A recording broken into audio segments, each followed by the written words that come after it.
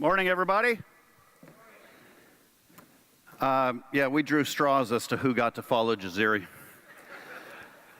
Listen, we're already behind, so I'm going to try and speed this up. But the conversation today is about who this city is for and who gets to participate in it and who gets to share the upside of the amazing change that we're beginning to feel.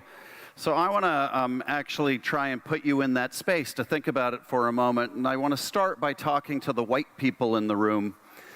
I'd like you to think for a moment about my friend Janera Solomon, who shared with me over coffee the other day about how this woman who has helped bring East Liberty back to life through the power of art was walking through a store in East Liberty the other day and was followed because she's a black woman shopping in a high-end store.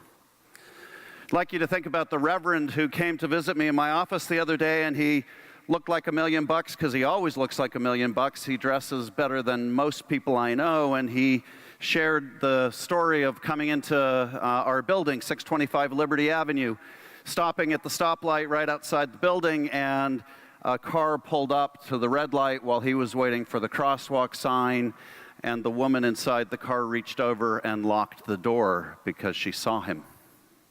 I'd like you to think about Shirley Malcolm, who's a member of our board, who recounted to me just a couple of days ago her experience coming home from one of our meetings last week, driving from Pittsburgh to D.C. and being pulled over by a police officer and panicking as she reached to make sure that she had her registration and her license in her hand when the officer came to her window, so that she wouldn't have to reach.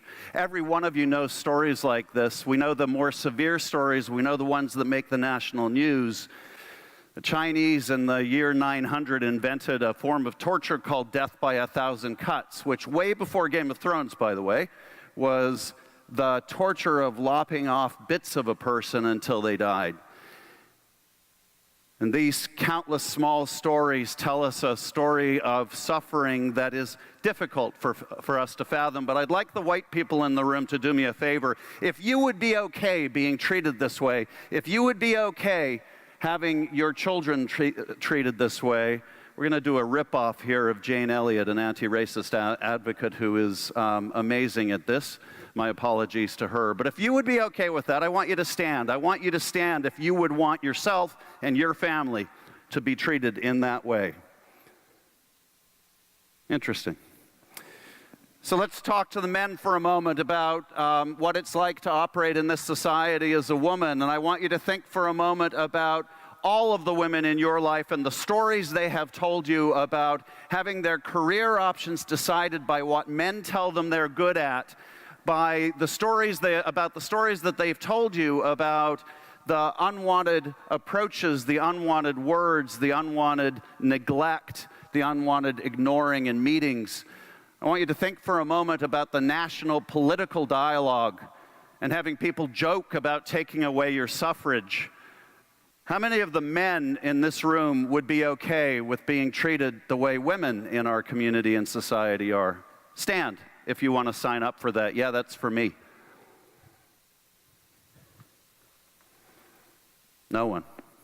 I want to talk to the straight people in the room for a moment, the folks who are not members of the LGBT community, and I want you to think for a moment about a national political scene in which people are actively on the state, local, and national level trying to take away not just your right to marry, but your marriage.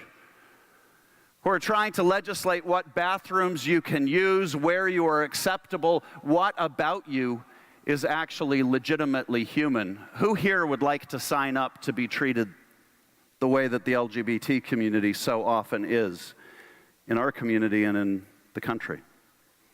Sorry, I have to do this because I can't really see you.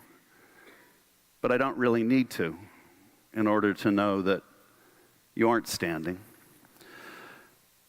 I want you to think for a moment, if you're not currently disabled in any way, you're not suffering from any sort of disability, about what it's like to have to navigate every day the barriers that life has brought you because of issues around mobility or sight or hearing or any other number of challenges that you may face. And on top of that, you have to deal with people telling you what you're capable of, what you're good at, and even now put up with mockery on the national stage. How many of us want to sign up for that? Any of you?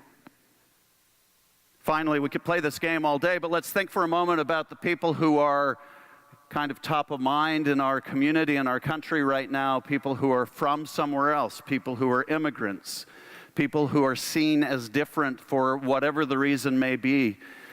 And here I'm thinking about my friends, my family, people who all of you know, who because their skin is a different color are told, go back to your own country.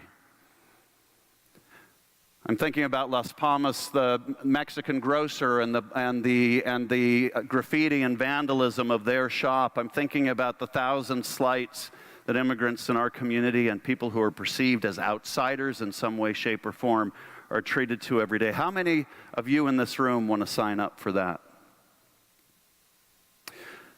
So the point is, folks, this is what privilege looks like. This right here. The fact is that for nothing to change, all we have to do is nothing. All we have to do is exactly what we're doing right now, which is to continue sitting, and we'll create that kind of community for the next generation. It's hard to do something. You know, you look at the evolution of the Black Lives Matter movement and the protests in Ferguson and Baltimore. People get angry about that because those protests are scary. All right, fine. So Black Lives Matter articulates an agenda, and they organize, and people get mad at that because that's scary. And then Colin Kaepernick decides to kneel. That's peaceful, right? It should be okay. But then, no, that's scary. We will always be told that trying to change something is scary. That's precisely the task that lies before us if we are going to be serious about creating an inclusive and genuinely all-in Pittsburgh, a genuinely just community.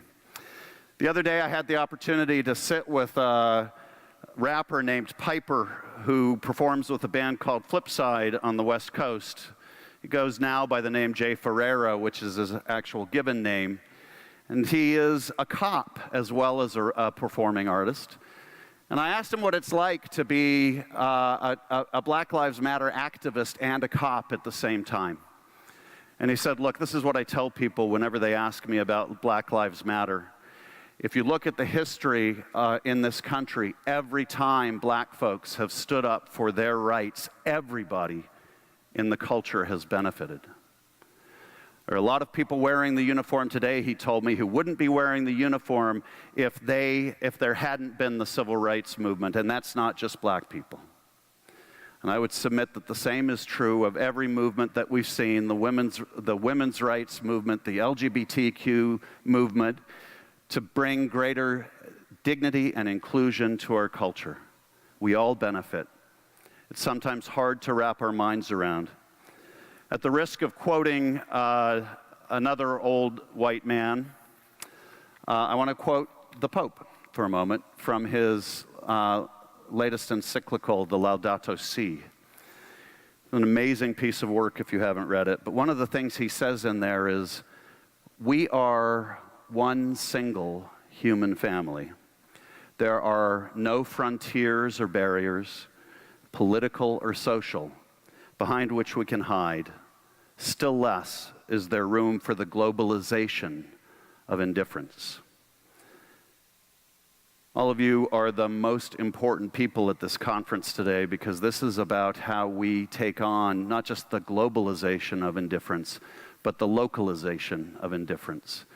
So to get this conference started, I'd like you all to stand for a moment if you're able. This is the interactive part. Please stand.